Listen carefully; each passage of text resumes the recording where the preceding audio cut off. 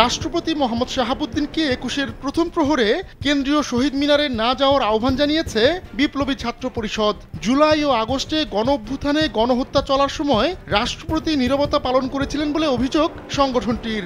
আর তাই বুধবার বিকেলে ঢাকা বিশ্ববিদ্যালয়ের রাজু ভাস্কর্যে গণ অবস্থান থেকে রাষ্ট্রপতির প্রতি এমন আহ্বান জানিয়েছেন বিপ্লবী ছাত্র পরিষদের আহ্বায়ক আব্দুল ওয়াহেদ। তিনি জানান, জুলাই ও আগস্টে আমরা ২,০০০-এর বেশি ভাই ও বোনকে হারিয়েছি, কিন্তু পুরো ঘটনার সময় রাষ্ট্রপতি মোহাম্মদ শাহাবুদ্দিন চুপ করেছিলেন।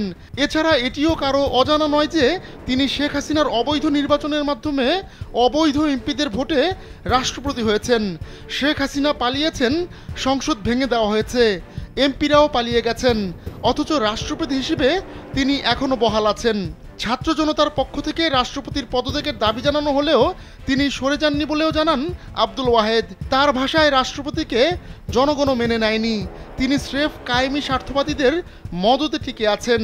রাষ্ট্রপতি যেন ঢাকা বিশ্ববিদ্যালয় ক্যাম্পাসেও পা না রাখেন সেই দাবিও জানান আব্দুল ওয়াহেদ। গেল ১৩ ফেব্রুয়ারি থেকে আওয়ামী লীগ ও তাদের মিত্র রাজনৈতিক দলগুলোকে নিষিদ্ধের দাবিতে ঢাকা বিশ্ববিদ্যালয়ের রাজু ভাস্কর্যে গণ অবস্থান কর্মসূচি চলছে।